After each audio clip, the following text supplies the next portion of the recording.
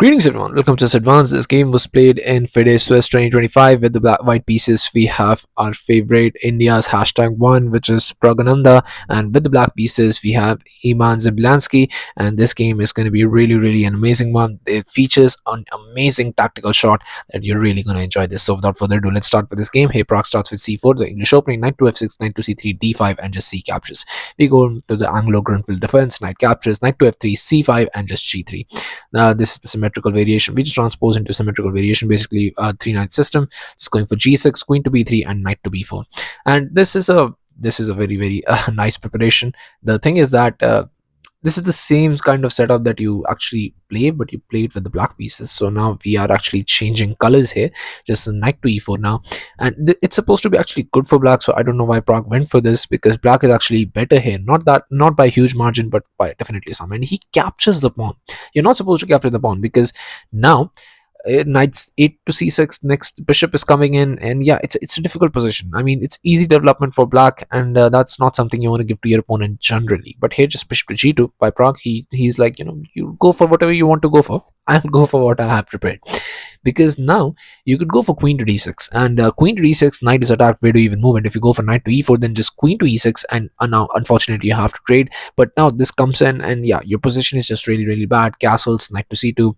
If you go here, bishop captures. Now that just captures the rook. It's just a very bad position. You don't want to have it right from the opening.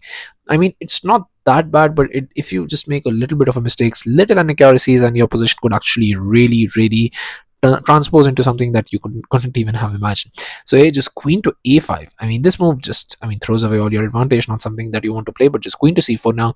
And now just comes this p6, pushing the knight back. The knight goes to b3, attacking the queen, and we have queen to a, asking for a queen trade. That will come with the development of the bishop, so that's not something you want to do.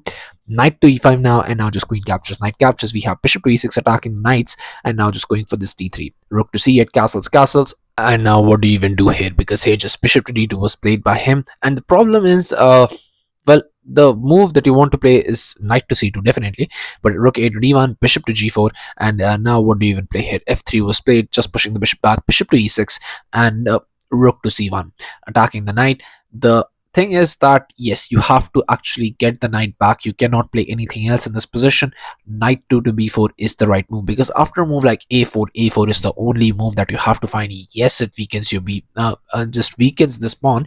You'll see what I mean here. Just rook f to d8, and now just comes bishop captures, and after knight captures you have to play f4, and yes, f5 is the threat. And the thing is that black's position is just so good here in this position. Knight is already difficult to kick off, bishop is already eyeing this pawn. I can just capture and maybe just hope to win that pawn, and it's not a position that Pragg normally goes for right from the opening. I mean, his opening prep is always really nice, but now he's gotten himself in a trouble, and he has to get himself out of it as well, because after rook to c1, his opponent made a mistake, and now was the time for Pragg to actually pounce on, because he goes for bishop caps on c4, and this doesn't work because just d captures, and knight 2 to b4 was played, but just king to f2, and yes, now the position is a draw. And now this is the time where Pragg can actually push for something and put up the pressure for against his opponent, and maybe try and get a win, because now just comes this knight captures on b3, and yeah, it's just black has lost all of his advantage, and now he's gonna have to hold Pragg to a draw, and good luck with that, because that's just not gonna happen. It just a captures, bishop caps on b2, just finally grabbing that pawn, rook to b1, and bishop back to a3, f4 now, finally just going for the idea that we discussed, but just rook f to d8, and we have rook f to d1 now, countering that rook, bishop to b4, and now what do you even do here? Bishop to e3 was played by Pragg, knight to a5, trying to just hold on to everything, and it just doesn't work out all that very good. It's still a draw, but here just rook to d3, and now rook king to f8, rook to a1, and the move that you want to play here is very difficult to find. It's actually e6, and e6 is seems like a natural move. I mean, it's not that difficult, but when you have to understand that your pieces are all crammed in, you don't have any pawn pushes, neither does any of those pawn pushes work. You cannot push anything on this side because bishop is already eyeing this, and otherwise then you're just going to lose the pawn. You cannot play rook captures because you just give a very nice structure, and somewhere along the line Pragg is going to push that to victory, so you cannot do this.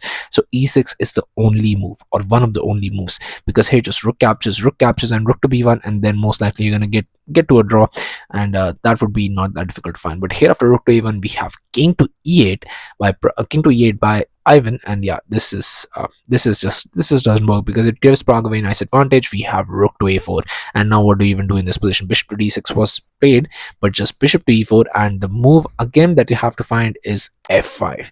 F5 with the idea that once the bishop goes here, it looks very scary. It looks very scary, but this is unfortunately the best that you have, and it's so even controlling the knight. The knight cannot jump in, and yeah, it's going to be very difficult to hold this position. I mean, I don't know how can you even try to hold this position against Prague, because you have to kick the bishop out. You don't have currently any squares, maybe with a move like that, but again, then you're getting inside like rook shadow. It's not that good. Here, rook to e4, just rook to c7 was played. Rook to c7 is a blunder that ends it all right here, right now, because now there is only one tactical shot that ends the game right on the spot. So I'm going to ask you to pause the video, try and find out this only move which wins the game on the spot, and have at it. So congratulations to everyone who's able to find this move, and the move is c5, because you cannot do anything. If you go for rook captures, then just comes this b4 and you're just completely lost. So here the only move is bishop captures, but after bishop captures, now you go for bishop caps on c5. You cannot capture with the pawn because your knight would hang. So here rook captures was played, but again b4, and you're just losing a piece. And it was on this move, on just move 34, that Ivan resigned the game, and Pragg got this spectacular victory in just 33 moves, from having a worse position to equalizing, then he started pushing, and after he started pushing, then he got a better position, he got better bishops, and after getting a better bishops, just one mistake by his opponent, and he gets the tactical shot that he required to actually win the game. It was absolutely spectacular, and this is our Pragg. He's now on 1.5, and let's see what he does in further games. So yeah, thank you all for watching. I'll be coming back with games like these, so stay tuned to the channel, stay updated, and I'll be seeing you guys very soon. Thank you all for watching.